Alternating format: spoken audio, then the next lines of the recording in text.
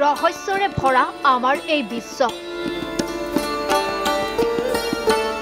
ইয়াৰ ভিতৰত আন এক ৰহস্য হৈছে হিন্দু ধৰ্মৰ এক পবিত্ৰ স্থল অমৰনাথ মন্দিৰ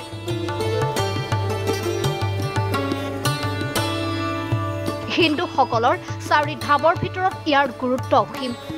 হিন্দুসকলৰ পবিত্ৰ স্থল অমৰনাথ মন্দিৰৰ সৈতে কিদৰে জড়িত হৈ আছে মুছলমান লোক প্ৰতি বছৰে লাখ লাখ লোক আহে অমৰনাথ মন্দিৰলৈ জুলাইৰ পৰা আগষ্টলৈকে ৪৫ দিনীয়া এই সময়ছোৱাত প্ৰায় ৪ লাখ ভক্ত আহে অমৰনাথ দৰ্শনৰ বাবে সন্ত্ৰাসবাদীৰ ভাবুকি আৰু আক্ৰমণৰ বাবে ১৯৯১ চনৰ পৰা ১৯৯৫ চনলৈকে চৰকাৰে এই যাত্ৰা বন্ধ কৰি দিছিল কিন্তু ১৯৯৪ চনত এই যাত্ৰা ভক্তসকলক একো ক্ষতি নকৰো বুলি সন্ত্ৰাসবাদী আশ্বাস দিয়াত অধিক লোক দৰ্শনৰ বাবে আহিবলৈ ল'লে অমৰনাথ মন্দিৰলৈ অমৰনাথ যাত্ৰাৰ মহত্ব কি বিপদসংকুল পথ সন্ত্ৰাসবাদীৰ আক্ৰমণৰ ভয়ৰ পাছতো প্ৰতিজন হিন্দু ধৰ্মৰ লোকে এবাৰলৈ হ'লেও যাবলৈ বিচাৰে অমৰনাথ মন্দিৰলৈ জম্মু আৰু কাশ্মীৰৰ ৰাজধানী চহৰ শ্ৰীনগৰৰ পৰা দুৰ্গম পথেৰে ১৪১ কিলোমিটাৰ নিলগত সমুদ্ৰ পৃষ্ঠৰ পৰা ৩৮৮ মিটাৰ ১২,৭৬০ ফুট উচ্চতাত অৱস্থিত অমৰনাথ মন্দিৰ ১৮৯৮ চনৰ জুলাই মাহত বুটা মালিক নামৰ ভেড়া ৰখীয়াই তেওঁ হেৰুৱা ভেড়া বিচাৰি আহি এই গুহা তীৰ্থ আৱিষ্কাৰ কৰিছিল তেতিয়াৰে পৰা এই তীৰ্থযাত্ৰা আৰম্ভ হয় ৰহস্যৰে ভৰি আছে অমৰনাথ গুহা তথা মন্দিৰত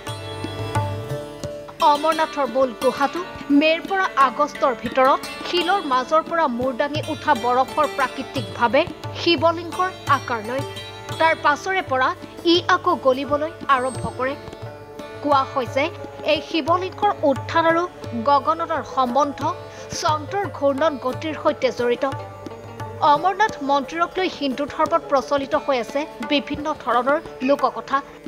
প্ৰচলিত লোককথা অনুসৰি ভগৱান শিৱই এই গুহাতেই পাৰ্বতীক অমৰত্ব সৃষ্টিৰ ৰহস্যৰ কথা কৈছিল লোককথা অনুসৰি এবাৰ কৈলাশত মহাদেৱক অমৰত্ব আৰু সৃষ্টিৰ ৰহস্যৰ বিষয়ে ক'বলৈ পাৰ্বতীয়ে অনুৰোধ কৰিছিল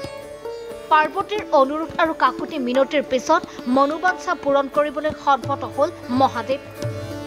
আন কোনেও শুনিব নোৱাৰা এটুকুৰা নিৰ্জন স্থানতহে এই গোপন কথা ক'বলৈ সাজু হ'ল মহাদেৱে অমৰনাথ গুহাটোকেই সঠিক স্থান বুলি বাছনি কৰিলে কৈলাশৰ পৰা অমৰনাথ গুহালৈ যোৱা বাটত পেহেলগামত তেওঁ এৰিলে নন্দীক চন্দ্ৰবাৰীত এৰিলে চন্দক শেষনাগ কণ্ঠৰ নাগ আৰু পঞ্চতৰণীত পঞ্চতত্ব ত্যাগ কৰিলে পঞ্চতৰণীতে শিৱৰ জটাৰ জল ৫ ভাগ হৈ বৈ আহি এক ধাৰাত মিলিত হৈ নদীৰূপে বৈ গৈছে পুত্ৰ গণেশক এৰিলে মহাগুণা পৰ্বততে ধৰ্মীয় মতে পাৰ্থিৱ জগতখন ত্যাগ কৰাৰ প্ৰতীক ৰূপে মহাদেৱে ইয়াৰ পাছতে তাণ্ডৱ নৃত্য কৰিছিল এই প্ৰকাণ্ড গুহাত প্ৰৱেশ কৰি শিৱই হৰিণা ছালৰ ওপৰত সমাধিত বহি ধ্যানত মগ্ন হ'ল অমৰ কথা আৰু সৃষ্টিতত্বৰ গোপন কথা আন কোনেও শুনিব নোৱাৰাটো নিশ্চিত কৰিবলৈ তাতে তেওঁ ৰুদ্ৰৰূপ ধাৰণ কৰিলে বিবাদ মতে আহাৰ মাহৰ পূৰ্ণিমাৰ পৰা শাওণ মাহৰ পূৰ্ণিমাৰ ভিতৰতে অমৰনাথ দৰ্শন কৰি ঘূৰি আহিব লাগে প্ৰতিক্ষণতে সন্ত্ৰাসবাদী আক্ৰমণৰ ভয় থাকে যাত্ৰাপথত যাৰ বাবে গোটেই যাত্ৰাপথত সুৰক্ষাৰ দায়িত্বত থাকে CRPF ভাৰতীয় সেনা জোৱানসকল পেহেলগামৰ পৰা ৪৭ কিলোমিটাৰ দূৰত্বত আছে এই অমৰনাথ গুহা